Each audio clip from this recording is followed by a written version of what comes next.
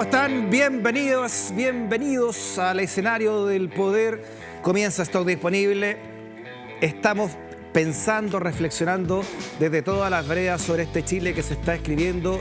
Y por segunda semana consecutiva, este día viernes tendremos un día especial, una entrega especial en este Líder Ciudadano, porque así lo manda la pauta informativa, lo manda la actualidad. Así que nuevamente hoy tendremos Franja de Daza.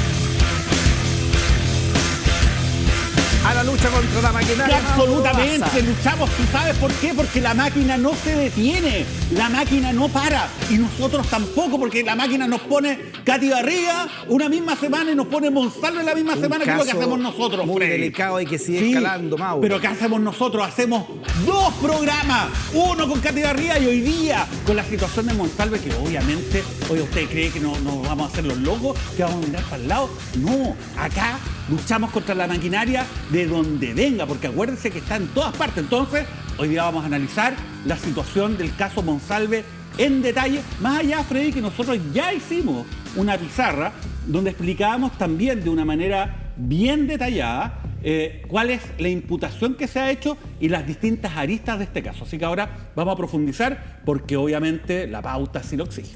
Sí, pueden encontrar ahí en YouTube precisamente esa pizarra, ¿no?, que hicimos, Mauro, esa clase de ética con todo lo que significa el caso Monsalve, pero evidentemente están surgiendo nuevos antecedentes en la opinión pública y porque ustedes también lo han pedido, vamos a hacer entonces una actualización de lo que es este caso Monsalve. Incluso, Mauro, a ver, vino toda nuestros amigos.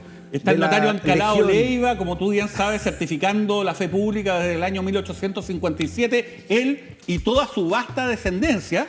Tenemos todos los parientes, Mauro. Todos los parientes. La muñeca bielorrusa que, oye, se sigue despidiendo y no hay caso, no se va todavía. Formalmente sí, pero sigue en nuestros corazones, en nuestra mente. Tenemos al asesor presidencial, que es este que se da vuelta.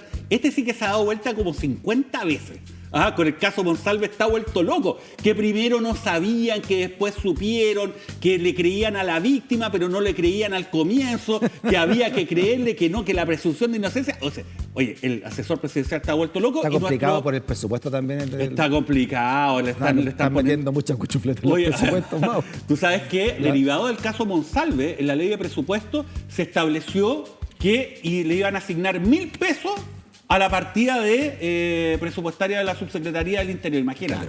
Claro. Porque no vaya a ser que empiecen a llamar operativos, cosas raras. Bueno, y también, ¿se acuerda que iba a haber también un Ministerio de Seguridad, no? Bueno, también esa es una... Precisamente Monsalve competía para ser el primer ministro. Claro, el primer ministro de Seguridad. Y también eso generó un debate, ¿no?, sobre todo respecto a las conductas que se le atribuyeron a él, supuestamente abusivas, ¿no?, tratando de instrumentalizar su cargo y la relación con la PDI para poder mejorar su situación. Esa es parte de la imputación.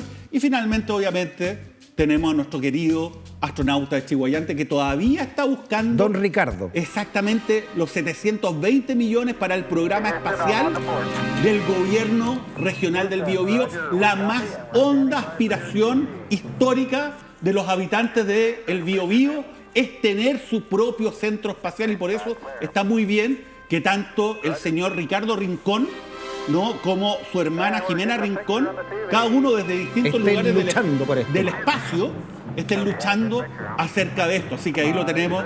Está a la deriva, ¿no? Está como el Capitán Beto, como el Major Tom, ¿no?, de Spinetta y de Bowie respectivamente, perdido en el espacio. Son mucha gente incomprendida en la historia de la humanidad, por supuesto también nuestra historia, ¿no? Así que nosotros haciendo fuerza para que el don Ricardo, el astronauta de Chihuayante, sea puesto en la luna, Mauro. Finalmente, gracias a Jimena Rincón, gracias a su hermano Ricardo Rincón y todos quienes han luchado en esto desde el Parlamento, como usted dice, desde las gobernaciones, del Biobío, en fin. Estaríamos todos mejor con ese señor en la luna. Otra perspectiva, Mauro. Vaya a saber uno. Mauro, tenemos que agradecer la gran sintonía del día de ayer cuando tratamos el caso Monsalve, pero también el caso Barriga, ¿no? Muchas gracias por los comentarios que nos deja en YouTube. Así que ponte cómodo, ponte cómoda, ¿no, Mauro? Y mandar también un mensaje de una persona que nos respondió.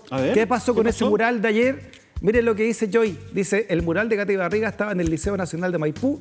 Afortunadamente, cuando terminó de robar, dice, fue borrada también del mural. Lo sé porque mi hijo estudia en ese liceo. Es que ayer mostramos el mural ese que se mostró. Mira, ahí está el mural. Ese. Pero es que era un mural muy llamativo porque estaba Katy Barriga, ¿no? En una parte ahí, como ustedes pueden ver, claro, en la parte derecha superior de la pantalla, y estaba, imagínate, arriba, estaba más arriba que el templo votivo de Maipú. Es más, está más grande que la Virgen, Mauro. Estaba más grande, era como la Virgen. Estaba más grande que el templo. Mira, estaba San Martín y O'Higgins, pero obviamente estaba mucho a la esquina, claro, abajo de Katy Barriga. Ese de al lado parece que el contador de la municipalidad. Y ese era el contador, que estaba al lado del ente. Ese sí que desapareció. El contador de Katy Barriga, de ese no se sabe absolutamente nada, y afortunadamente muchas gracias a las personas que también van interactuando. Sí. Esto lo mostramos, no sabíamos si es que lo habían sacado o no, pensamos que todavía estaba, pero afortunadamente se borró, y ojalá que se borre toda esa mala memoria, ¿no?, de la administración de Katy Barriga, que más allá de ser delictual o no, le causó un enorme daño al municipio, y ojalá que aparezcan los 33.000 millones de pesos que se señalan, que hasta el momento sería el monto defraudado supuestamente en la municipalidad de Maipú, en la administración de Katy Barriga. Lo que no tienen que borrarse sí de la mente, ¿no? Y por eso está en YouTube, ahí lo búsquenlo ayer, es que para la otra vez que voten hay que tener cuidado. Sí, tengan ojo, por favor. ¿A quién se elige, Mauro? Ahí está el expediente de Katy Barriga, que lo hicimos más bien la pizarra ayer, obviamente. Bueno, así que muchas visitas ya, Mauro, en YouTube. Así sí, que y ahí explicamos en detalle el caso, cosa que también queremos hacer. Hicimos ya, insisto, respecto a Monsalve, pero obviamente hay novedades que surgieron el día de hoy y que ameritan nuestra atención. Muy bien, Mauro, tenemos aquí el Maletec. Aquí está el Maletec esperando. Tenemos el expediente de Monsalve. ¿Quién es realmente Monsalve? ¿Cómo llegó a ser subsecretario, nada menos que del Interior? Todo eso, Mauro. Hacemos una pausa y las preguntas que se están haciendo durante el día de hoy las responde el señor abogado en una clase de ética en la Franja de Gaza. No te vayas de la sintonía.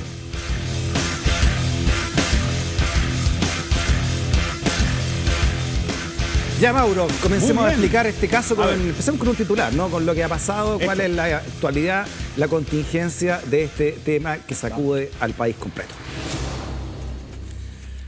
Manuel Monsalve fue formalizado por violación y abuso. El resto de la audiencia pasa a ser reservada. Esto ocurrió durante la mañana de hoy, a primera hora, Mauro, y ahí lo vimos en su primera instancia con esposado, ¿no? En este caso. ¿Cuáles son las variables que a usted le ha llamado la atención también como abogado penalista, Mauro, en todo este caso? Bueno, a ver, primero hay que explicar un poco de qué se trata esto, ¿no? Siempre vale la pena señalarlo. La formalización consiste en que se le comunica a una persona que está siendo investigada por determinados hechos, se señalan cuáles son esos hechos y también se indica cuál sería la calidad que se le atribuye a una persona en esos hechos que serían constitutivos de delito, y además cuál delito sería el que realizarían esos hechos, ¿ya? Entonces, esto se supone, ¿no?, en principio, que es una garantía para la persona que está siendo investigada, ¿ya? Esa es como en abstracto, pero en la práctica no es tan así, obviamente. Entonces la persona es llevada frente a un tribunal y esto se hace, la formalización, en una audiencia que es pública, ¿ya? Perfecto. Entonces, como te digo, llega la persona, se sienta, ya, está el fiscal, está su defensa, pueden haber querellantes, también representantes de la víctima frente al juez, ya, y el Ministerio Público hace un relato de hechos. Veamos ese primer momento, Mauro. Y esa es la formalización. Como usted narra, cuando llega, cuando entra, cuando se sienta, en fin, lo primero que se conoció en esta audiencia, que todavía era pública. El imputado, buenos días. Dígame su nombre completo, señor. Buenos días, magistrado. Manuel Zacarías Monsalve Benavides. RUT 9. ¿Qué edad tiene, señor? 59 años. Fecha de nacimiento. 9 de julio del año 65. ¿Cuál es su estado civil? Casado. Su domicilio. Fijado domicilio en la calle Solimar 344, Torre B, Viña del Mar. Ya, Mauro, las primeras preguntas que se hacen, nos hacemos nosotros como ciudadanos, ¿no? ¿Por qué él, por ejemplo, no está con ese famoso chaleco amarillo, ¿no?, que tanto llama la atención en estas audiencias? A ver, bueno, hay que hacer una pequeña explicación previa, ¿no? Cuando la Fiscalía quiere formalizar a alguien, o sea, comunicarle que está siendo investigado por determinado hecho, entonces lo que hace normalmente es que le pide a un tribunal, donde se va a llevar a cabo este acto, que fije una audiencia para que esto se concrete y cite a la persona que va a ser formalizada, ¿ya? En esos casos, Freddy, que es lo normal, entonces lo que hace el Tribunal de Garantía es decir, mire, ¿sabe qué? Yo voy a fijar la audiencia, te estoy inventando, por ejemplo, se pide hoy día, la voy a fijar para el 20 de diciembre. Y se cita, se manda una comunicación al imputado para que asista a esa audiencia. Y ahí la persona entra libre, obviamente, sin ningún tipo de medida de seguridad o de otra naturaleza. Sin embargo, hay casos en los cuales... Ahí, por ejemplo, entró esposado, ya sabes. Sí, pero por eso te digo. Hay casos que no son los más normales, donde la persona que va a ser formalizada, o sea, a quien se le van a comunicar estos hechos por la Fiscalía, se encuentra privada de libertad porque fue detenido. ¿Y cuándo ocurre eso? Ocurre porque, por ejemplo, la persona fue descubierta en flagrancia cometiendo el delito, ¿no? O sea, y la flagrancia en Chile es desde el momento que se comete el delito hasta 12 horas después. Lo toman en flagrancia, queda detenido, y ahí no es necesario despachar una orden de un tribunal, nada, porque lo pillaron con las manos en la masa, para decirlo de alguna forma, y lo llevan al tribunal, entonces la persona pasa estando detenido, ¿ya? Esa es una primera opción. Y hay una segunda opción que es la que ocurrió acá. Y fíjate, es bien interesante, que es un caso donde no hay flagrancia, como ocurrió con Monsalve, pero que la Fiscalía tiene la facultad, no la obligación, la facultad de en determinados casos pedirle al juez que despache una orden de detención en contra de una persona. Perfecto. Y estos casos son los siguientes, fíjate. Cuando existe algún antecedente que dé cuenta que va a ser muy difícil o hay alguna dificultad, ¿no? Alguna obstrucción a que esta persona se vaya a presentar efectivamente a la audiencia, ¿ya? Eso es lo primero. Y lo segundo también, ¿ya? En el caso en que el delito que se le va a imputar tenga asignado una pena especialmente grave, que se denomina en la jerga legal una pena de crimen, o sea, una pena que la ley establece para el delito que supera los 5 años, 5 años un día para arriba. Por eso ¿ya? el juez dijo que esto no era ilegal, sino que era legal haberlo detenido el día de ayer. Digamos. Ahora, una cosa son las facultades que tú tienes y otras cosas cómo se ejercen, ¿ya? Entonces aquí hay que pensar que hay un conjunto de elementos, porque mucha gente dice, no, si a Monsalve lo han tratado súper bien. No, no lo han tratado súper bien. ¿Por qué? Fíjate. Lo primero, ocupan la vía de pedir la orden de detención. Y está dentro de la facultad de la Fiscalía, pero podría no haberlo hecho en un contexto donde Monsalve ya había sido parte del proceso. Él había entregado su teléfono, había, digamos, colaborado con el procedimiento y no había ningún antecedente que diera cuenta de que él no iba a ir a la audiencia si es que se fijaba formalización. Claro. Entonces se ocupó este otro expediente, es decir, ¿sabes qué? Es que el delito es muy grave. Con todo el choque comunicacional, ¿no? Pero que claro, vimos que significa esto. Es que, Freddy, tú has dado en el clavo. ¿Por qué hace la Fiscalía esto finalmente? A mi juicio. Porque obviamente este caso es mucho más que una cuestión meramente legal de aplicación de normas a ciertos hechos. Esto se da en un contexto. Y obviamente llevar a Monsalve con todo este operativo, ¿no? Tiene un mayor impacto, ¿ya? Y eso yo creo que también es un elemento que se puede estar considerando el momento de tomar esa medida. Pero fíjate, hay un segundo elemento que nos permite sostener de que a Monsalve no se le ha dado un trato muy especial, por lo menos en términos buenos, ¿no? Para él en este proceso, que tiene que ver con que se había decretado la reserva de la carpeta. ¿Qué significa eso? Las defensas de los imputados tienen derecho a conocer todos los antecedentes de la investigación. Esa es la regla general.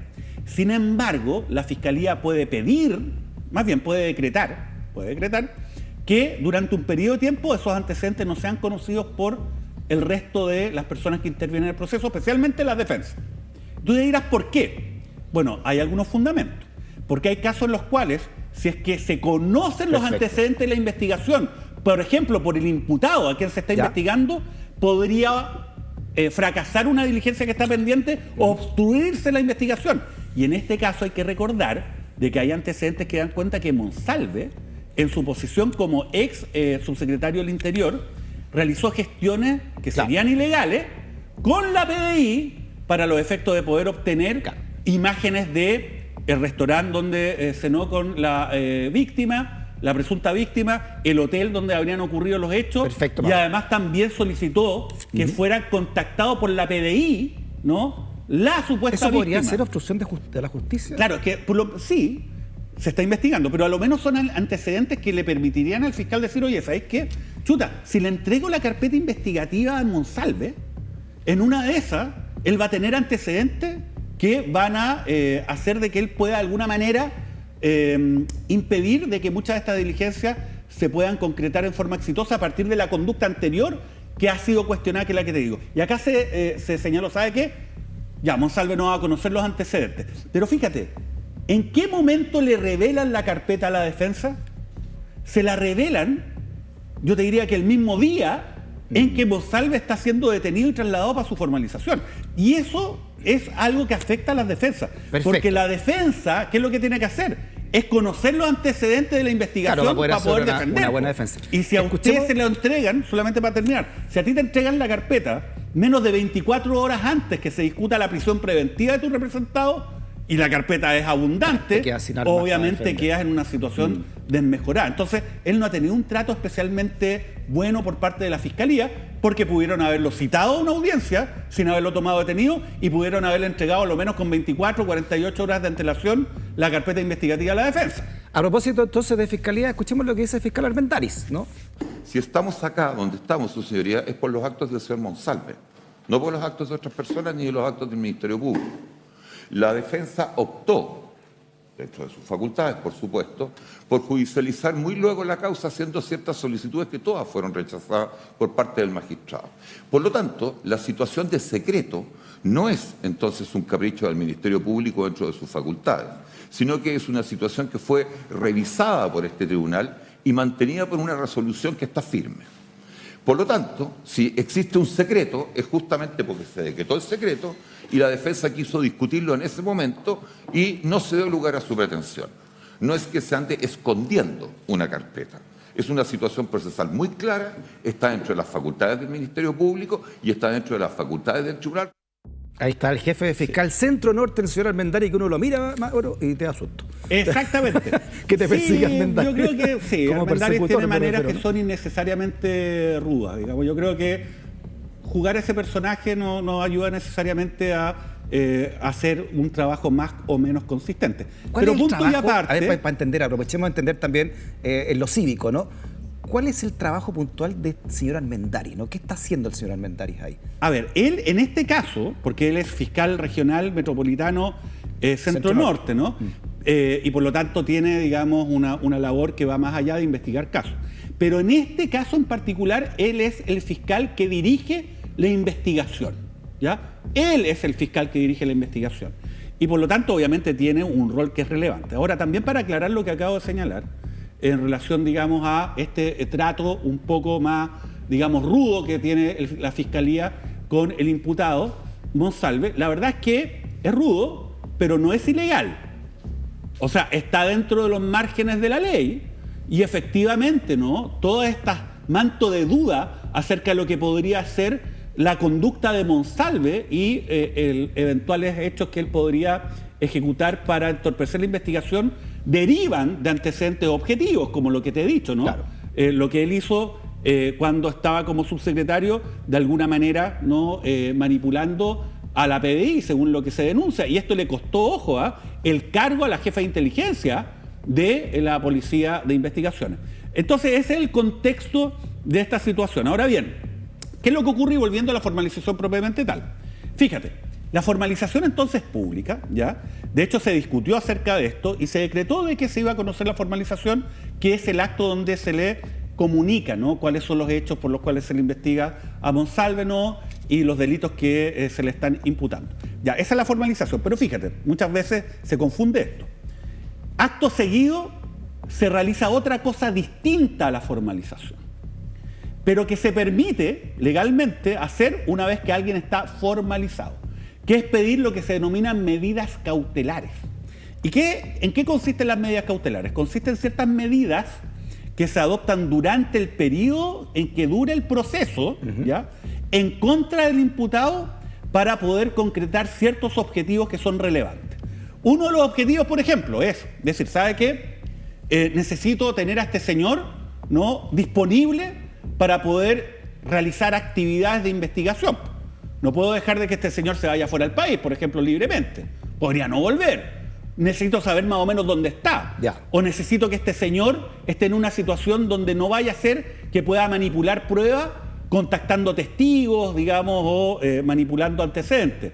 Bueno, entonces ese es un objetivo, resguardar la investigación. Pero hay otro objetivo, porque puede ser que sea tal la gravedad de la conducta que se le está imputando a la persona y tan grandes los antecedentes que dan cuenta en un comienzo que esa conducta podría ser real, que este señor podría ser un peligro para la seguridad de la sociedad.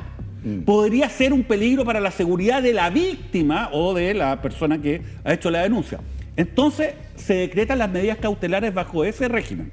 Y para eso es necesario establecer 3 factores. El primero, que hayan antecedentes en la carpeta investigativa que den cuenta que el hecho delictual se habría cometido, pero a nivel de indicio. Lo segundo, que la persona habría participado en estos hechos. Y lo tercero, que esa medida que se pide sea necesaria y proporcional a estos objetivos que te he señalado: la protección de la víctima, de la sociedad o de la investigación. Entonces, fíjate lo que ocurre. Esa segunda parte, que en rigor es otra audiencia, pero se hace inmediatamente después, que es la audiencia de discusión de estas medidas cautelares, que pueden ir desde un arraigo, o sea, no poder salir del país, hasta la prisión preventiva.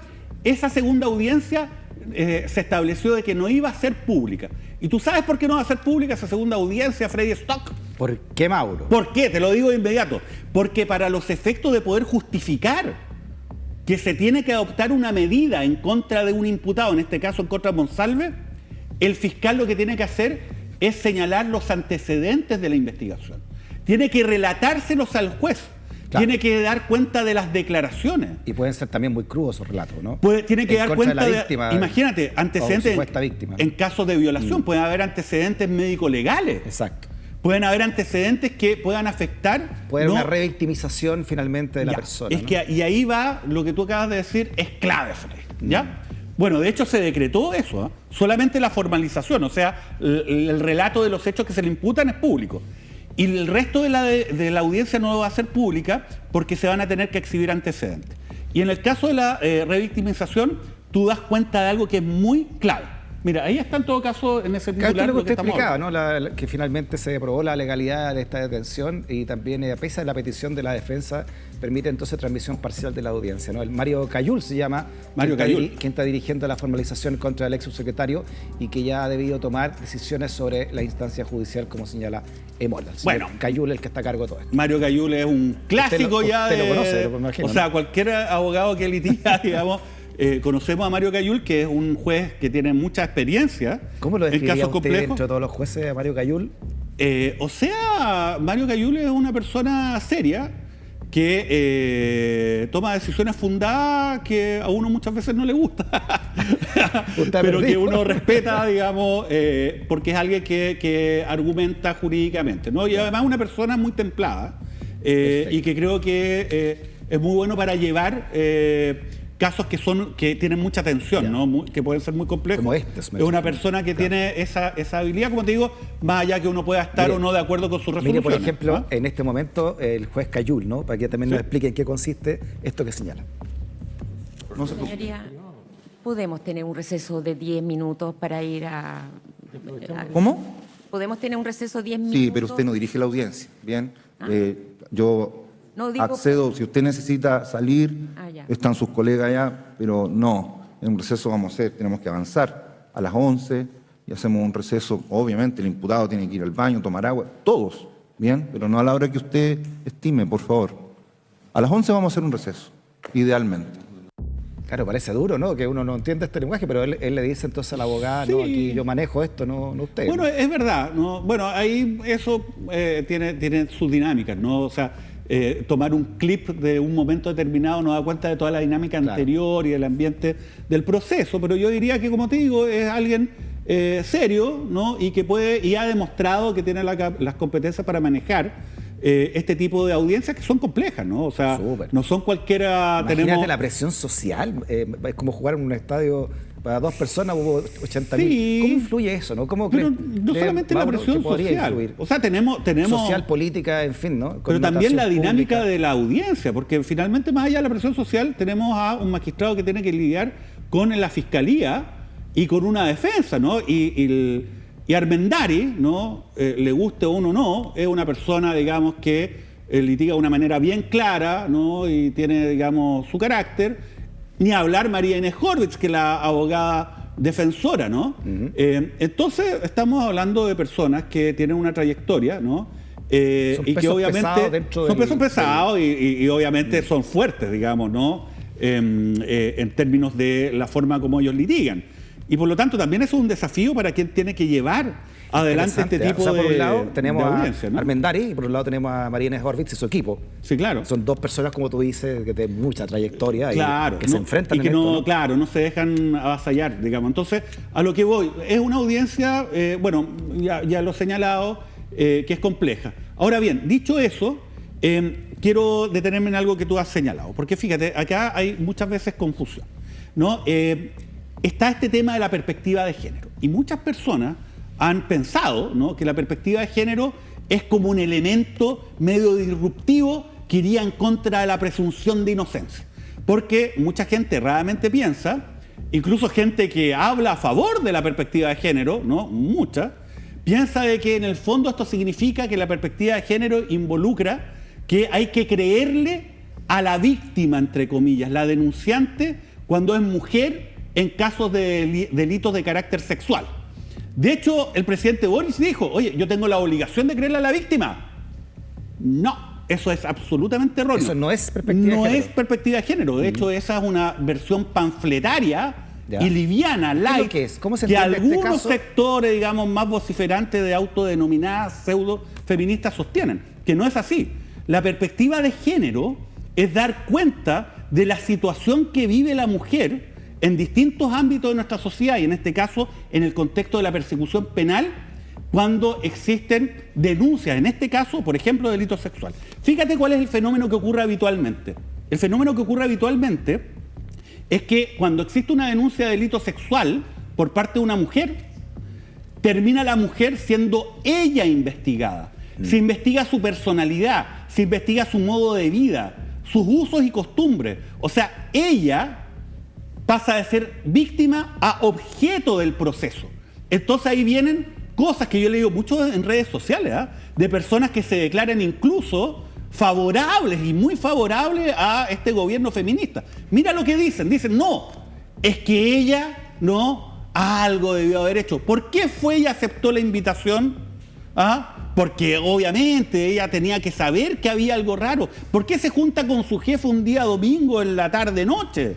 No, ella de alguna manera, ¿no?, sería en parte culpable de lo que está denunciando. Y eso involucra revictimizar. ¿Qué significa revictimizar? Perfecto. Que la persona no solamente sería víctima de aquello que ella denuncia, sino que sería víctima del proceso judicial donde a ella se le enjuicia. Ya. Y la perspectiva de género busca evitar eso, evitar que ella, ¿no?, la denunciante, sea afectada por el proceso. Pero fíjate, esto no es incompatible con la presunción de inocencia. Y tú dirás, ¿por qué? Porque es bien sencillo.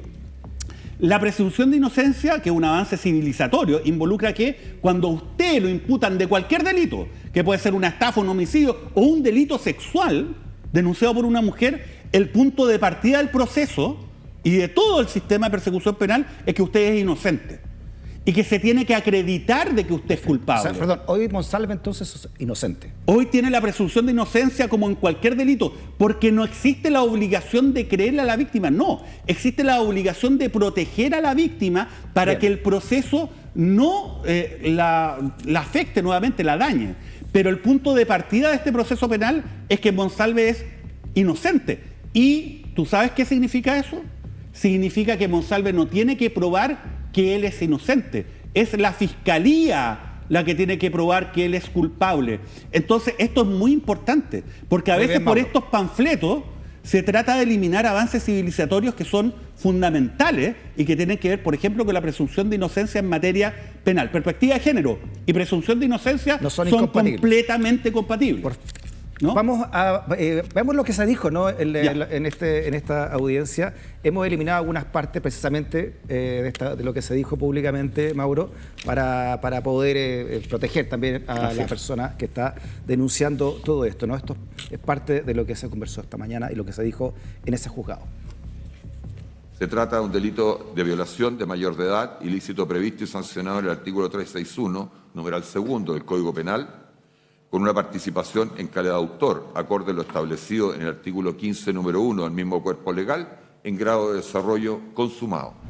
El 23 de septiembre del 2024, en hora indeterminada de la mañana, en el interior de la misma habitación número 719 del Hotel Panamericano, ubicado en Pasaje Rosa Rodríguez, número 1314, en la comuna de Santiago, la víctima de iniciales ya señaladas despertó en la cama de tal habitación, desnuda en la mitad inferior de su cuerpo, desorientada en tiempo y espacio, sin poder recordar lo sucedido en las horas previas, notando manchas de vómito y sangre tanto en ella como en las sábanas de la cama.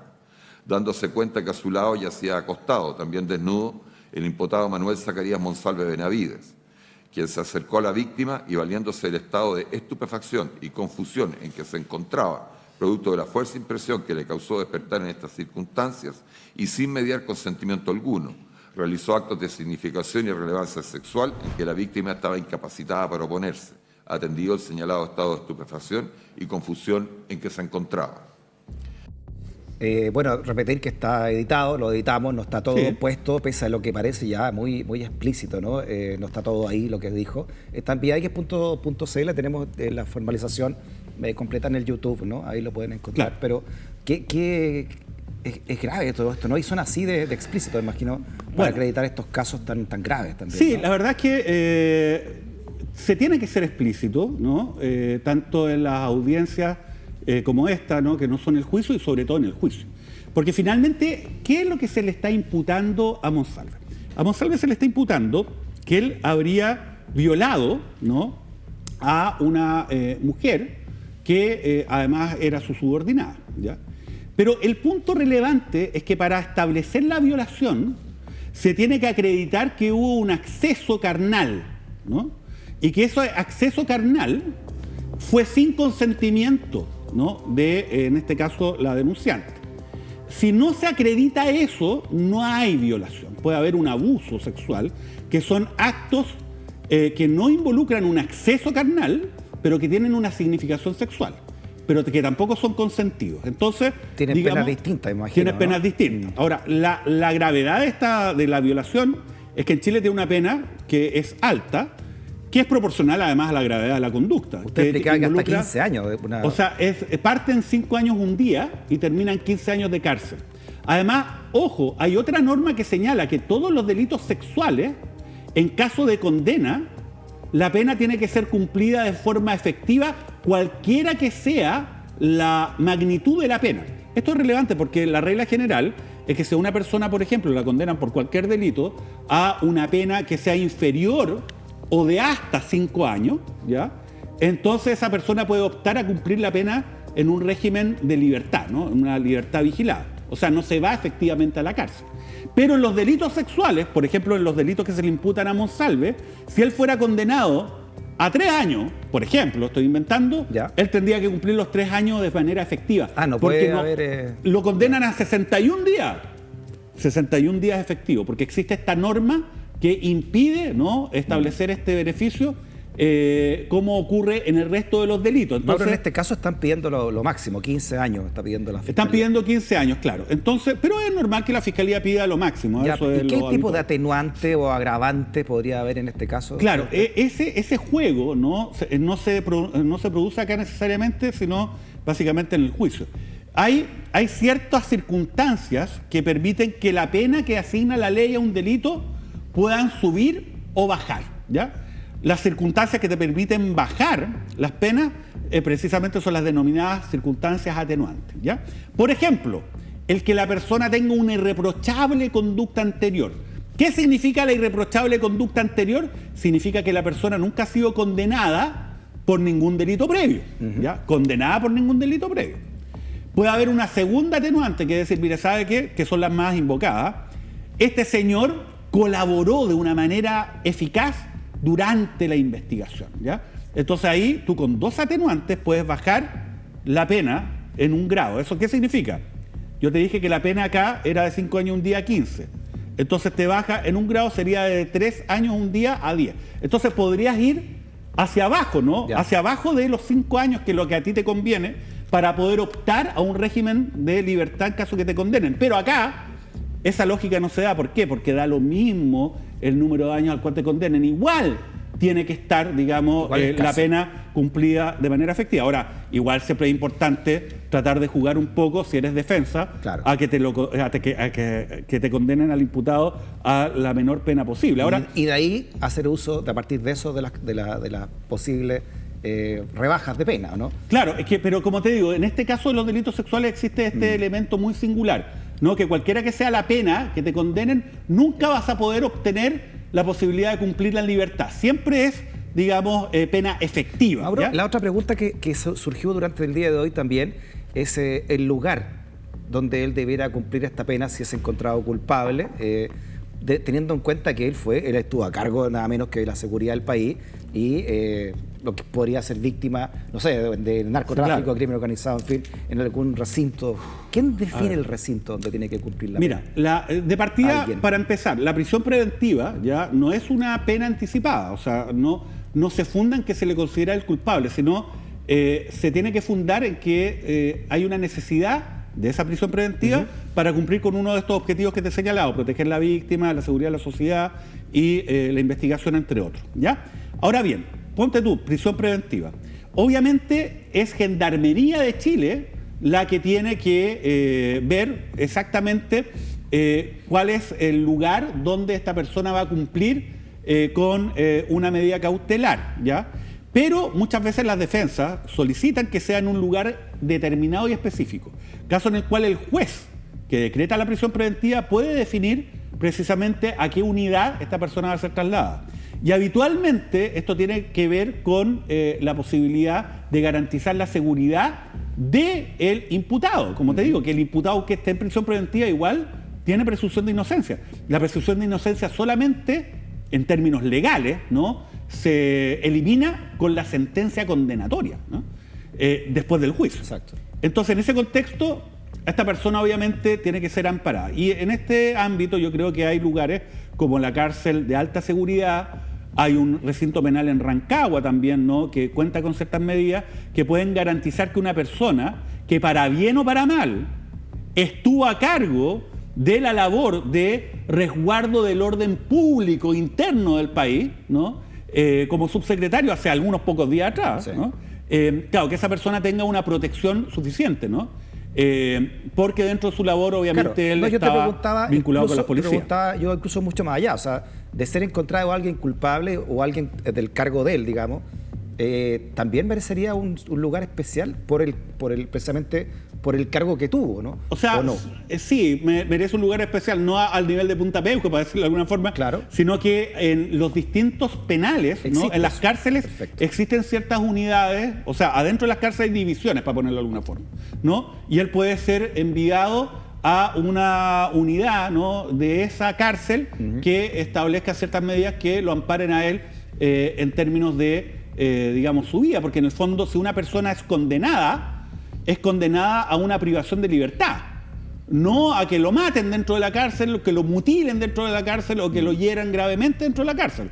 Eso no es parte de una condena en un Estado democrático de derecho en forma. Entonces, tiene que garantizarse que va a estar privado de libertad, pero que obviamente, ¿no?, su vida y su integridad física sea resguardada. Y el elemento que tú acabas de señalar, o sea, el cargo que él tuvo y la naturaleza de ese cargo, claro que es un elemento, ¿no?, que tiene que ser analizado. Mauricio, lo dijimos al principio del programa, estamos haciendo este especial de Franja de Gaza porque han salido nuevos antecedentes. Se han dado a conocer entre la tarde de ayer y el día de hoy, y uno de los testimonios más importantes quizás, ¿no? No sé si tú estás de acuerdo con lo que se ha señalado, es este, ¿no?, de quien llevó, el taxista que entregó y que llevó a Monsalve y a la denunciante al hotel, ¿no? Dice que la chica me pidió ayuda y me dijo que no se quería ir con el sujeto con el que estaba. Señala la tercera que una de las piezas claves del expediente en el que se abordan los delitos sexuales que se le imputarán a Manuel Monsalves, 2 violaciones, una consumada y la otra tentada, es la declaración de uno de los principales testigos que vio las condiciones en que estaban la víctima y el imputado la noche del 22 de septiembre pasado. Si bien en un primer momento el destino del trayecto era el domicilio de la mujer, funcionaria de gobierno, finalmente terminó llevando a ambos al hotel en que residía el subsecretario. En un inicio le pagó 20.000 pesos y en el segundo viaje otros 20.000 pesos. En total, el acusado desembolsó 40.000 pesos por esa carrera de tan solo unas cuadras. Así Este es. testimonio, ¿cómo tú lo encuentras dentro de este caso? A ver, acá toda la prueba, Freddy, es relevante y te voy a explicar por qué.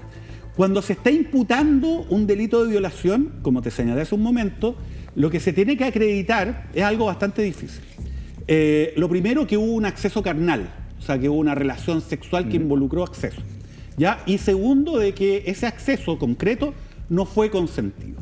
Ahora bien, hay casos en los cuales este es un elemento, por lo menos la existencia de la relación sexual como acceso carnal, no es de difícil prueba porque muchas veces tanto el imputado como la víctima están de acuerdo que ese acto existió.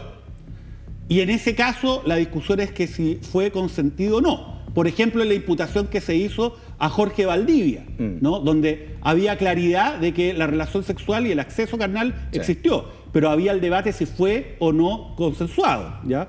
Que hubo consentimiento de la víctima, ¿ya? En este caso el problema, Freddy, es que por lo menos lo que sabemos, ¿ya? Porque no tenemos copia de la carpeta investigativa, más allá que se filtró justo el día antes de la audiencia. Bueno, Monsalve habría dicho de que él no se acordaba de nada. Decir de que no se acordaba de nada involucra no afirmar de que él tuvo un acceso carnal con la víctima. O sea, ya ese primer elemento hay que acreditarlo. Y el segundo elemento, que también es difícil de acreditar en la práctica, es si es que hubo consentimiento o no. Entonces, frente a esta dificultad, que no solamente es propia de este caso, sino de todos los casos de violación, o más bien de una parte importante de los casos de violación, ¿qué es lo que finalmente ocurre en la práctica? Lo que finalmente ocurre en la práctica es que se tiene que analizar si el relato de la víctima, ¿no? De la denunciante en rigor, es consistente o no, ¿no? De hecho, hay muchos juicios de esta naturaleza donde uno está semanas de semana básicamente analizando el relato de la víctima, con psicólogos, personas que llegan y dicen es creíble o no es creíble. Pero fíjate, en ese contexto tienes que ver si el relato de la víctima es coherente, o sea, si lo que dice la víctima es lógico para darle credibilidad. Perfecto. Si hay varias declaraciones de la víctima, a ver si es que no son contradictorias entre ellas, pero otro elemento, que eso se llama coherencia interna, pero hay otro elemento que tiene que ver con si es que ese relato es consistente con otros elementos distintos a su declaración. Como por ejemplo, y ahí está la declaración, por ejemplo, del taxista. Veamos lo que dijo también este taxista entonces en estas declaraciones judiciales. Mire, por ejemplo, ¿qué le parece esta declaración, Mauro? Dice que a la altura del número 22 de calle San Francisco, dirección sur, me hizo parar una chica que se encontraba acompañada de un sujeto mucho mayor que ella, ¿no? Declaró entonces hasta la Fiscalía y la PDI. Apenas se estacionó en el lado derecho de la calzada, dice la tercera, ¿no? La mujer se le abalanzó de inmediato e intentó meterse por su ventana y de inmediato le pidió auxilio.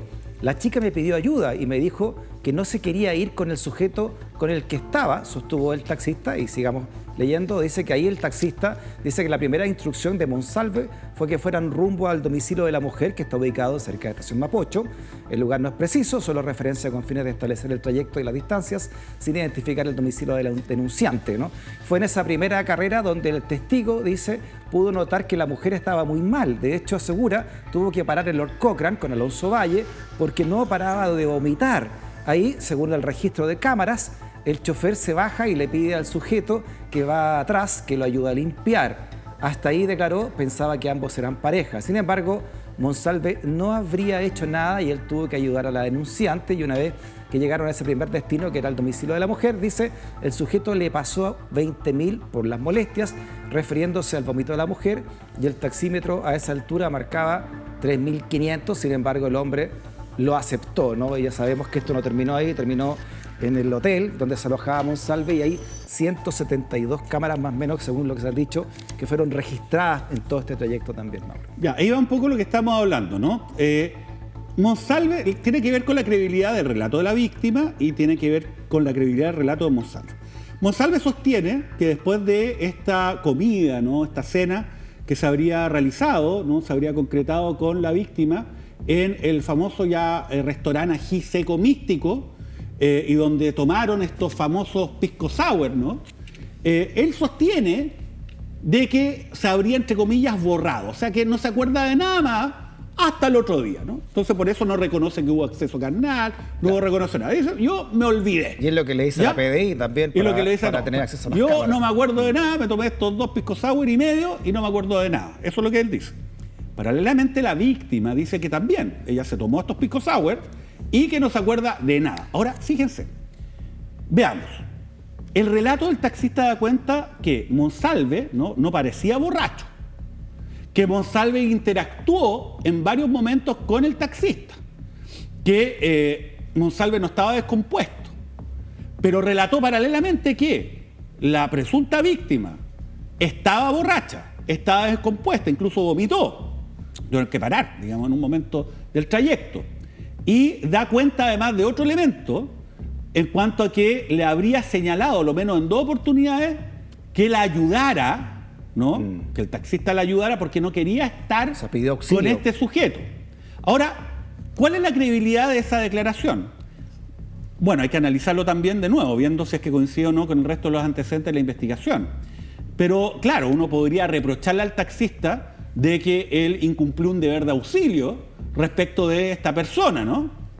Y claro, cuando uno en un relato reconoce actuaciones que no son, digamos, a lo menos adecuadas, porque no es adecuado si una persona me pide ayuda, que yo simplemente haga la vista gorda, sobre todo cuando me la pide 2 veces y se trata de una mujer que está borracha, Y cuando ¿no? hay dinero en una por- situación de y dinero desmedro. por medio que no era la carrera según lo que había marcado el taxímetro. Obviamente, entonces, claro, uno dirá, bueno, las declaraciones menos creíbles son las que enaltecen a quien declara, ¿no? Ya. O que omite cualquier antecedente que lo perjudica. Entonces eso también podría dar pie a verlo. Pero la verdad que esta declaración más bien abona, ¿no? Y le da más credibilidad a la versión de la víctima que a la versión de Monsalve, ¿no? Y obviamente esta declaración en ese sentido es un elemento que va en contra, ¿no? de los intereses de Monsalve. Aprovechemos de esto, es siempre interesante hablar con ustedes porque aprendemos también de Ya. educación cívica, Mauro. Si a uno le pasa eso, ¿no? Si alguien te pide ayuda y tú puedes dársela, pero se la niega o no lo haces, ¿te convierte en cómplice potencial del delito? Hay, en ciertos casos incluso es un delito en sí mismo, el deber de auxilio, pero cuando obviamente la persona está en una situación donde tiene un riesgo claro e inminente, ¿no? de una afectación grave, por ejemplo, a su vida. Pero en este caso, claro, es un poco más difuso, porque se matiza con la declaración del taxista que dice, oye, yo pensaba que eran pareja. Tú sabes, los taxistas además, ¿no? Sobre todo de grandes urbes, ven de todo en todo momento. Y muchas veces, claro, él podría haber considerado de que esto era parte de una dinámica normal. Yo no lo creo así. Yo creo de que si hay una persona, como te digo, una mujer, que te está pidiendo, ¿no? que lo alejes de una persona, si eso es efectivo, entonces obviamente hay, digamos, una conducta distinta esperable. Ahora, el que no se cumpla con ese deber genérico indeterminado de ayuda, ¿no? Es constitutivo en este caso un delito, es muy discutible. Pero yo creo que hay que indagar más respecto de esta versión del taxista. Veamos otra versión, Veamos. otro testigo y lo trae Zipper. Mira. Caso Monsalve, conserje del hotel declaró que el ex subsecretario venía mucho más consciente que ella, describió que la denunciante se veía muy mal, inestable y se tambaleaba. Y sigue esto, escrito por Paulina Toro, dice que según el relato, Monsalve optó por utilizar un ascensor secundario y no el principal para subir a la habitación y siempre sujetando de la cintura y del brazo a su ex asesora. Cuando venían caminando por el pasillo para ingresar al ascensor secundario, que no es el principal del hotel, ella se veía muy mal, muy curada, inestable al caminar, se tambaleaba. Él la tomaba de la cintura y del brazo para sostenerla y cuando pasaron, él hizo un gesto con la mirada como saludándonos. Cuando eso ocurrió, mi compañero me mira como diciéndome, qué vergüenza cómo viene. Y yo pensé que me pareció feo porque ella venía muy mal. La escena me pareció muy mal. En ese momento le comenté a mi compañero que ella venía muy ebria y mi compañero me dice que sí, que pensaba lo mismo, relató, ¿no? Y su descripción de que Monsalve estaba mucho menos embriagado que la denunciante fue complementada por el conserje con otro detalle que recordó Mauro. Mira, A ver. tras subir a la habitación, el entonces subsecretario bajó nuevamente para solicitar una llave. Respecto al caballero, venía también bebido, pero mucho más consciente que ella, se veía más firme al caminar porque él la ayudaba a ella, dijo. Por mi parte, ese fue el único momento en que los vi. Después tengo entendido que bajó nuevamente a buscar su tarjeta. es una declaración que va muy emparejada, ¿no?, con la del taxista de este conserje. Es que de nuevo, pues tenemos la versión inicial de Monsalve, dice, ¿sabe qué? Me borré, no tenía idea qué estaba haciendo hasta el otro día. Claro, es raro, ¿no?, que una persona que está borrada sea observada por parte de un tercero, como el taxista, diciendo, oye, ¿sabes qué? Interactuó conmigo, ¿no? Me pidió parar en un determinado momento. O sea, se veía, ¿no?, y actuaba de una forma con mayor compostura. Ahora, eso se ratifica por la versión de los conserjes. Alguien que está borracho, borrado, no elige necesariamente en qué ascensor se va a ir. No sube y baja después para pedir una segunda llave. ¿Complica la causa a la defensa de Monsalve estos testimonios? O sea, esto le resta credibilidad a la versión de Monsalve. Y como te digo, en estos casos, nosotros no conocemos todos los antecedentes, ¿no? Pero muchas veces hay dificultades objetivas, ¿no?, para los efectos de poder acreditar, como te digo, los elementos que son de la esencia de este delito de violación. En este caso, ¿no?, el acceso carnal y que no fue consentido. Entonces, todo esto también se juega mucho con la credibilidad de las versiones, sobre todo para aplicar una medida cautelar, fíjate, ¿no?, que, como te digo, es al comienzo del proceso. Entonces, claro, estas versiones van en contra de lo que dice Monsalve, porque las conductas que se le atribuyen a él por estos testigos no son propias de una persona que estaba tan borracho que no se acordaba de nada. De hecho, se dan cuenta que hay, digamos, también una situación distinta, ¿no?, entre Monsalve y la víctima, o sea, que la víctima sí estaba borracha. Le pega de lleno a la línea de defensa de Monsalve, le pega de lleno a la credibilidad de Monsalve. Claro, aquel no tenía idea, que también está igual de borrado que claro. el film, ¿no? Entonces, y si tú agregas, es que todo esto es analizado en general, ¿no? Si tú le agregas además todas estas otras conductas que se le atribuyeron después de estos hechos, donde él estaría tratando de alguna manera de ocultar o de mejorar su situación utilizando su cargo, también eso lo deja en una situación compleja. Pero te insisto, estos casos son difíciles, nosotros no tenemos acceso a todos los antecedentes por evitar la revictimización de la denunciante, lo que me parece bien, pero obviamente estamos frente a un caso que involucra una imputación muy grave en contra de quien estuvo hasta hace poco a cargo de la seguridad interior del país, ¿no? Y por eso hay que mirarlo hacia el lado. Por eso que seguiremos, ¿no?, en esta lucha contra la maquinaria, viendo este caso y todos los demás que son de mucha importancia también para ir entendiendo este país que se escribe día a día, Mauro, ¿eh? Absolutamente. Nosotros, cada vez que la máquina lo requiera, nosotros vamos a estar ahí para enfrentarle y revelar en qué han dado. Así que la próxima semana seguimos acá en la franja de ASA Stock disponible vía X. Gracias por la sintonía, que tengas un buen fin de semana. Hasta la próxima. Chao, chao.